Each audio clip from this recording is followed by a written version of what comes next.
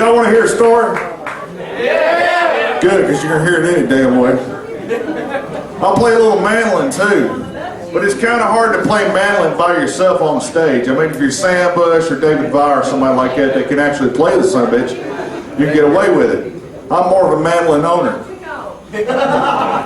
You know, some of y'all might understand that. Yeah. Earl Scruggs released a record a while back called Super Jammin'. And on that record, there ain't no mandolin.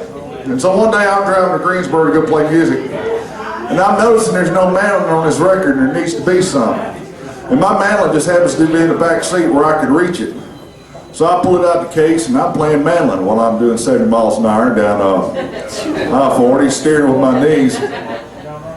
I'm driving an 89 Ford. Driving along, and me and Earl just grooving, and I notice there's this minivan in front of me, got this big camper top thing on it. It looked like the Beverly Hillbillies.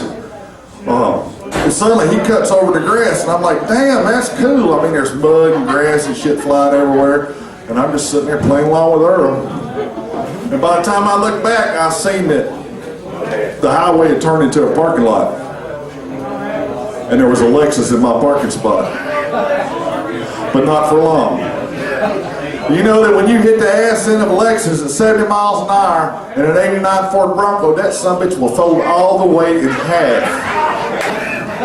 And I learned why airbags and seatbelts are a damn good idea, because I wasn't wearing either. And the mandolin, you know, I'm full grown. I don't know if y'all can tell this or not, you know, because I'm wearing my slimming shirt. But the mandolin got stuck between me, well, the headstock got stuck in my right eyeball, but the rest of it got stuck between me and the steering wheel and crushed the top of it. I wasn't worried about totaling the truck, you know, I was real upset about crushing the mandolin. And the cops just come out, looked at me, and they said, man, you're fucked. You know, they left. They didn't write me a ticket or anything. But I had this gig I had to go to, and it was on the other end of town. And my truck wouldn't turn left anymore. No, it wouldn't turn right, it'd turn left. Because I remember my mama used to tell me that 2 wrongs don't make a right, but I found out that 3 lefts do. You know, so I drove it like that for a week. Well, the moral of this story is I took it in the insurance man. The insurance man said he's going to give me like $2,700 for my truck. And I pulled the knife on him, and we came to an agreement. He gave me $4 grand for the truck. You know, and so I'm looking for trucks, and I find this 1967 Ford long bed pickup truck, and I'm thinking, that's perfect. Long bed, that means I can sleep in the back when I go to bluegrass festivals and stuff. Because I like going to bluegrass festivals, because, you know, you get all them groupies showing you their titties, except you don't really want to see grandma's 80-year-old titties, but, you know, titties are titties. And as old as I am, you know, I can't be too discriminating anymore, you know. Anyway, I want to buy this pickup truck. My wife says, you know, me and the kids can't fit in that truck with you. And I'm thinking, yeah, it's a wonderful truck, ain't it, baby? Well, I ended up having to buy a minivan. Do any of y'all own a minivan? No. Do you know that a hooker will not get inside of a minivan? I have been laid in every vehicle I've ever owned. I once owned a 1979 Pinto and lived in that summit for 3 months, and I got ass in the back of a Pinto. A minivan is the anti-Viagra. You cannot get laid. It just I don't know what it is. It just can't do nothing in a minivan. I've tried. The seats fold back. You know, it's a wonderful riding vehicle, but there's just something. I stopped, picked up a hooker one day, and she looked at me and she said, I'm sorry, but you're already fucked. So I told you all that so I have an excuse to play this next song. I gotta play one of them highway songs.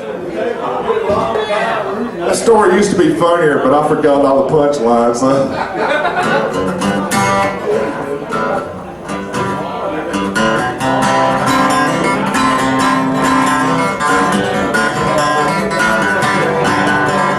The thing is about bluegrass,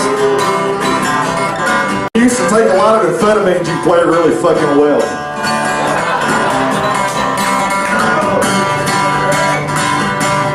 I'm going down on the highway, listening to them big trucks whine. I'm going down on the highway, listening to them big trucks whine.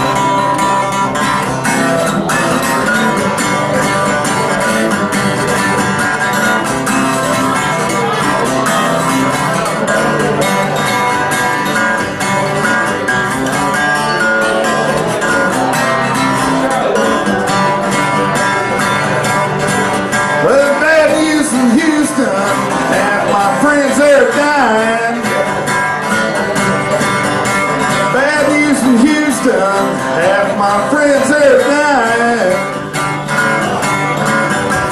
That green light won't steal away my mind.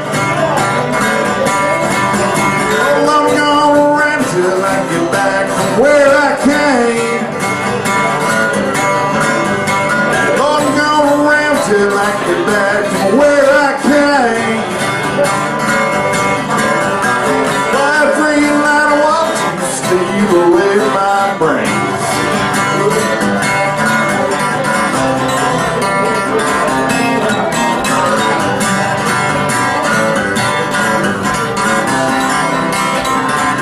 Y'all want to see my Peter Rowan leg?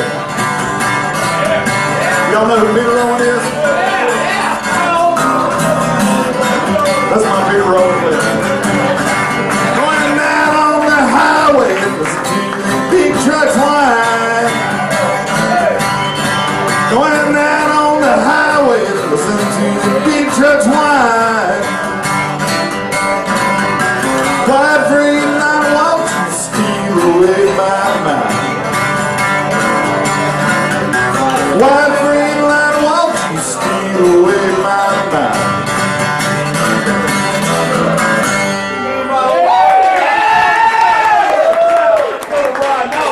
Thanks for not throwing shit. Alright, I got a story and a song. I was working, I do some electrical work, and I was working at Victoria's Secret one day. You know, it was rough. You know, that hour job took about 4 hours to do, but you know, sometimes it takes a long time to change a light bulb. But anyway, I'm up in the ceiling doing some work, and I find a little blister pack sample of Viagra. Now, I got no idea what the hell Viagra is doing up in the ceiling of Victoria's Secret. But I figured it was a gift from God. You know, because I'm getting a little older now. You know, women just don't seem to notice me no more, and I don't know why. I'm old enough to have a job and a Viagra prescription. You'd think I'd be a catch. But I took his home and I showed it to my wife, and she said, "What is that?" And I said, "Baby, that's Viagra." She said, "What does it do?" I said, "It's supposed to give me the pecker of an 18-year-old. She said,